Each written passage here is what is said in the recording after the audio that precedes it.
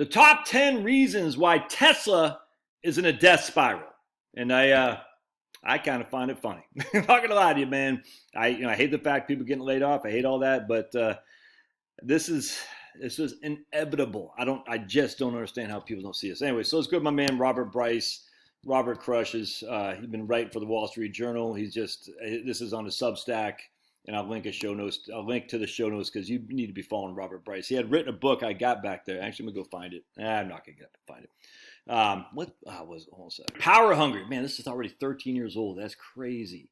The myth of the green and energy and the real fuels of the future. Then he had follow up with the question of power, electricity, and the wealth of nations. And I such a big fan of this guy. Anyway, so here's his. The layoffs at Tesla and the recall of the Cybertruck are only part of the electric vehicle debacle.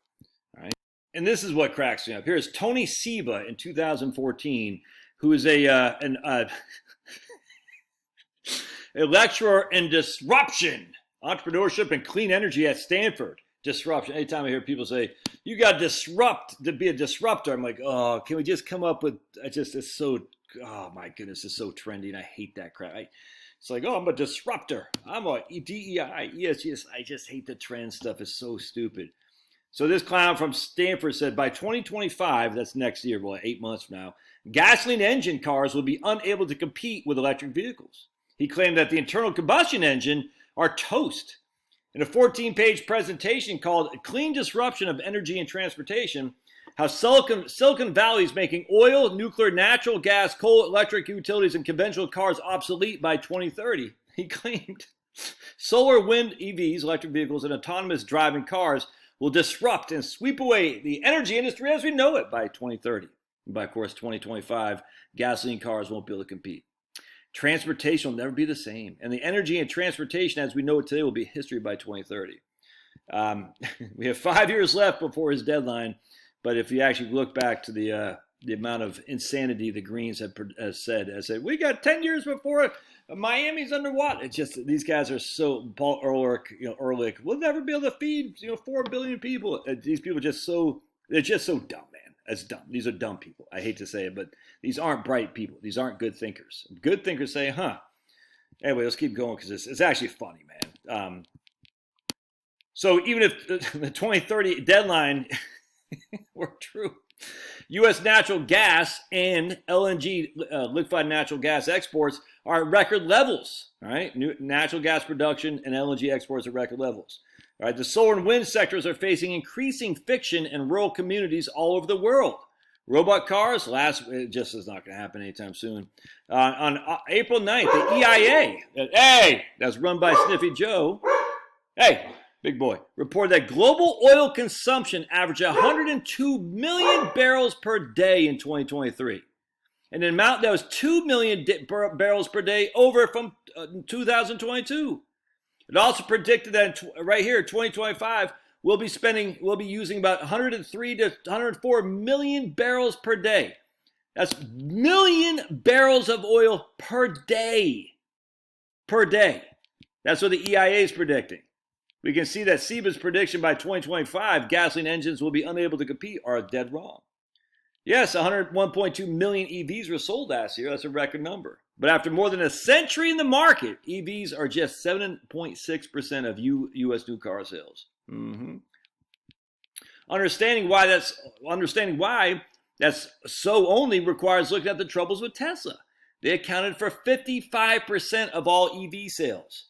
Their closest competitor was Ford, which had just 6% of the EV market, and Ford Motor Company lost $65,000 for each of the 72,000 EVs it sold. Meanwhile, EV maker Rivian lost a whopping $107,000 for every vehicle sold. And Rivian stock is dropping like a brick in water. And they're trying to build a stupid Rivian battery or manufacturing place here in Georgia. It's just our stupid governor, dude.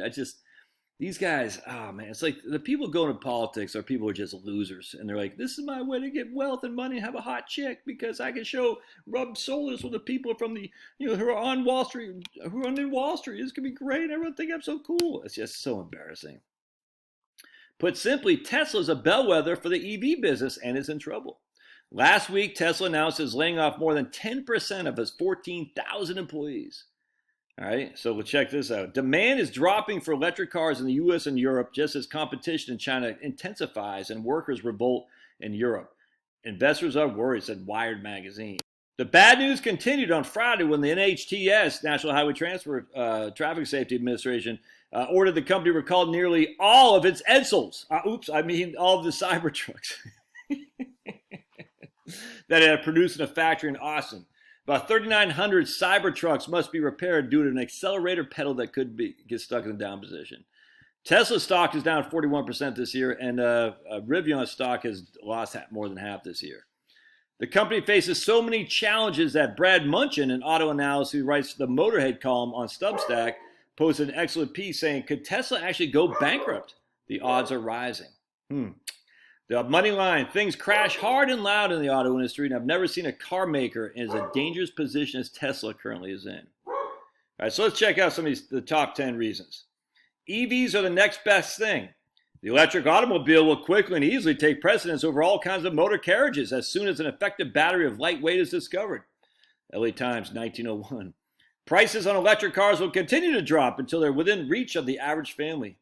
Washington Post, 1917. Look, we said 1915. I've talked about Edison. Had written about, well, the electric vehicle is just right around the corner. It's so stupid. It's a good time to be an auto mechanic. People are keeping their vehicles longer. Interesting. Average age of light vehicles in the U.S. hits 12 and a half years. That is fantastic. That means people are not trading their cars in. They're saying, some people are, don't get me wrong, but I think a lot of people are financially starting to smarten up. They're like, my car's fine. The engineering of new vehicles is just mind-boggling, man. These cars are built strong. They're great vehicles, man. The engineering, you cannot... yes, there's a lot of electronics in there, but the engineering on these vehicles is freaking stellar. That's why everyone says the refrigerators up today are built like crap. Like, well, maybe because they're disposable, but the vehicles are built strong. Look at that. Internal combustion engine vehicles will stick around the sixth straight year of an increase in the average vehicle age of the U.S. fleet. Look at that, man. Passenger cars right here. 13.6 years is the average passenger car, how old it is. EVs are a niche project, not a mass market one. From 2012 to 2022, half of the EVs went to the 10% most Democratic counties, and about 1/3 went to the top 5%. Half of all EVs went to the 10% most Democratic counties. We find a strong, enduring correlation between political ideology and U.S. electric vehicle adoption. 48% of Americans now say will not buy an electric vehicle, a 7% increase over 2023. Yep, fewer people, Democrat or Republican, are interested in buying an electric vehicle. Class, ideology, and geography all contribute to EV ownership trends. Over the past 8 months, this is Robert now, I've given speeches in North Dakota and Mississippi. I didn't see a single Tesla in either place. But in California, right here, you got 2,317 electric vehicles per 100,000 residents. North Dakota has 83 electric vehicles per 100,000 residents. Half of all these electric vehicles are in California, Florida, and Texas. And that makes sense. They're the biggest states. But still, at the end of the day, this is per 1,000. This is basically making an even scale. Amid all the hype about EV sales, too little attention is being put on how these cars will be recharged. This is the big one right here. Southern California Edison estimated the amount of juice needed to electrify transportation in the state. The utility found that trying to do so will increase electric load by nearly 130 terawatt hours. 130 terawatt hours, not megawatts, not gigawatts, terawatt hours, representing more than 1/3 of the grid service load. That's just for electrifying electric vehicles. It's going to increase by 130 terawatt hours. Where is that generation going to come from? Your freaking stupid wind and your solar panels? The same report estimated the state will need to add at least 80 gigawatts of new zero-carbon electricity generation over the next capacity. That's just capacity. And we talk about this between the nameplate capacity and actual generation over the next 2 decades. But seeing this chart, California's electricity use is falling. Some of that declines due to people in industry leaving the state, but the other factor may be the high cost of power. California is not going to add 80 gigawatts of new generation capacity over the next 20 years. The permitting process is far too long. The costs of trying to do so are high. Right here. EVs require massive amounts of metals, minerals, and magnets. This chart uses a screen grab from a 2021 report from the IEA, the role of critical minerals in EV transitions right here. EVs require 6.2 times more metals and minerals in ICEs, internal combustion engines. This is in grams right here. Kilograms. This is a conventional car, this is electric vehicle. China, this right here. Last month, the Biden administration finalized rules requiring U.S. automakers to slash the number of ICE vehicles they produce. By 2032, about 60% of all the cars sold in America must be fully electric. But that means we're going to be dependent on the Chinese supply chains. I've already said in another video or some post that China produced like 85% of our batteries. So, hey, let's just depend more and more on China. Let's see here. And we're becoming even more dependent on China because these neodymium iron boron magnets. These magnets are critical components in electric vehicles and wind turbines, as well as in military applications like ship propulsion systems and guided missiles. The EPA has completely ignored the magnet supply issue. In fact, the word magnet doesn't even appear in the 1,200-page tailpipe rule. In 2022, the Commerce Department issued a heavily redacted report on Chinese magnets and the threat they pose to our security. We're depending on China controls over 90% of these magnets that we need. 90%. Hey, let's rely on China. It's great. Metals, minerals, and magnets require mining, lots of mining. Increase in annual global production metals needed to electrify half of U.S. This is just half. We're going to have to increase by cobalt mining by 9 times by 2050. That's just for half. Copper, lithium, neodymium, whatever it's called, and cobalt. In January, I provided written testimony to the Senate about the Biden administration EV mandates are bad for national security and U.S. energy security. The mandates are unrealistic and unattainable. They will give China complete control over critical supply chains. Anyway, the point being is we can't afford this. It's not going to happen. There's no way to meet the electricity demand. This is just electric vehicles. You add heat pumps to the max. The whole thing is just so stupid. I don't know what that means, frankly, in terms of what that means at the end of the day. And I talked about it and I posted yesterday that, what was it? If we, by 2027, with these massive data centers going online, massive, they're going to need an increase in electricity generation the size of Argentina, I think it was UK and Australia.